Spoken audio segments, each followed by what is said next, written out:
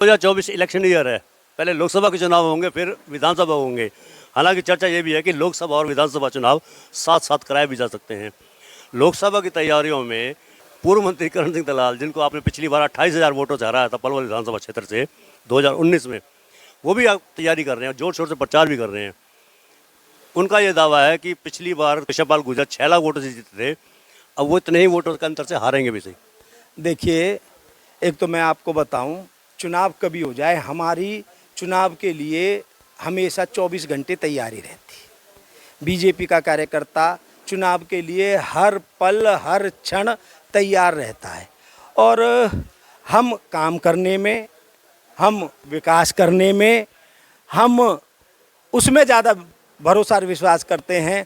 हम पहले भी कोई क्या कहता था ये हो जाएगा, मैंने नगर परिषद के भी चुनाव आपने देखे होंगे, नगर परिषद के चुनावों में भी कोई क्या कहता था, कैसे कहते था, लेकिन आपने देखा भारतीय जनता पार्टी का प्रत्याशी जीता। चाहे 2,500, केवल 2,500 वोटों से अंतर से जीते हैं। आप 28,000 वोटों से जीते थे। अगर कुछ देखा भी जाए अनुपात की दृष्टि देखा, 12,000 वोटों से जीत होनी चाहिए। भूटानी जी, आप बहुत वरिष्ठ पत्रकार हैं। छोटा इलेक्शन होता है, उसमें कैंडिडेट बहुत होते हैं। जब बहुत कैंडिडेट होते हैं तो कुछ कोई ना कोई छोटा इलेक्शन प्रो गवर्नमेंट भी होता है। 2,500 की जीत भी छोटी जीत नहीं है, बहुत बड़ी जीत है, बहुत बड़ी जीत है, बहुत बड़ी जीत है। और अगर मैं बात करूं उस चुनाव के अंदर ये था कि भाई ये हो जाएगा, मैंने कभी वहां पर कोई दावा नहीं किया ये हो जाएगा। मैंने ये कहा हम जीतेंगे, क्षेत्र की जनता का विश्वास हम में होगा, और वो विश्वास हमें दिया। और आपने देखा कि उसमें पलवल क्षेत्र की जनता ने फिर दोबारा भारतीय जनता पार्टी में भरोसा जताया। और मैं दावे के साथ कहता हूं, चाहे लोकसभा के चुनाव हो, अभी लोकसभा का चुनाव आने वाला है। आप देखिए, देश के प्रधानमंत्री नरेंद्र भाई मोदी जो आज विश्व के सबसे शक्तिशाली नेता के रूप में बन करके उभरे हैं। अब बन करके ही न उभरे, जो ये हमारा भारतवर्ष है, जो पहले सोने की चिड़िया कहलाता था, दोबारा से विश्व का सिरमौर बनने की दिशा में जो नरेंद्र भाई मोदी जी के नेतृत्व में जो प्रयास चल रहा था, आपने देखा होगा।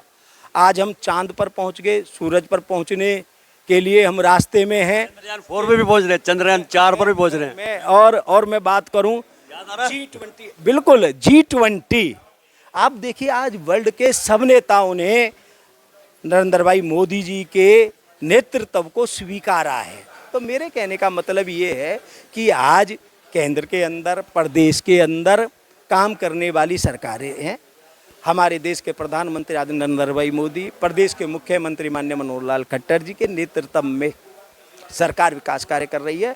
और हमारे यहाँ से सांसद केंद्र सरकार में मंत्री चौधरी कृष्णपाल गुर्जर जी ने भी यहाँ विकास कार्य करवाने में पलवल के क्षेत्र में कहीं कोई कसर नहीं छोड़ी। और मैं आपको कहता हूँ कि निश्चित तौर पर फिर दोबारा, चाहे वो केंद्र सरकार भारतीय जनता पार्टी की बनेगी, प्रदेश सरकार भी भारतीय जनता पार्टी की बनेगी, लोगों की भरोसे पे, विश्वास पर भारतीय जनता पार्टी का एक एक कार्यकर्ता खरा उतरेगा।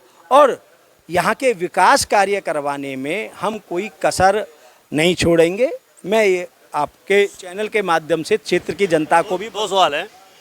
आपने सूरज चांद पर पहुंचने की बात कर दी एकदम से। सीएम मनोहर लाल से रोजगार की बात करती थी एक महिला जनसंवाद कार्यक्रम में, सुमन नाम की महिला थी।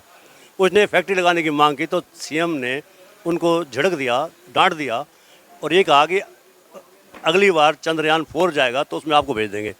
आपकी सीएम की इस भाषा को अमर्यादित बताया जा रहा है। ये भूटानी जी, हमारे प्रदेश के मुख्यमंत्री माननीय मनोहर लाल खट्टर जी, रोजगार हो, मैं दावे के साथ कहता हूँ, अगर हरियाणा जब से बना है, ईमानदारी से, ट्रांसपेरेंसी के आधार पे, मेरिट के आधार पे अगर नौकरी देने का काम अगर किसी ने किया है तो वो प्रदेश के मुख्यमंत्री माननीय मनोहर लाल खट्टर ने किया। आप किसी भी गांव में अपने चैनल के माध्यम से जाइए, वहाँ जिसको भी सरकारी नौकरी मिली हो, आप उससे पूछना क्या तुम्हारा एक पैसा लगा, क्या तुम्हारी चवन्नी लगी। ऐसा ईमानदार मुख्यमंत्री, मेरे पलवल क्षेत्र के अंदर विश्वकर्मा स्किल डेवलपमेंट यूनिवर्सिटी, क्षेत्र के बेरोजगार युवाओं के लिए इससे बड़ा तोहफा किसी सरकार का नहीं हो सकता।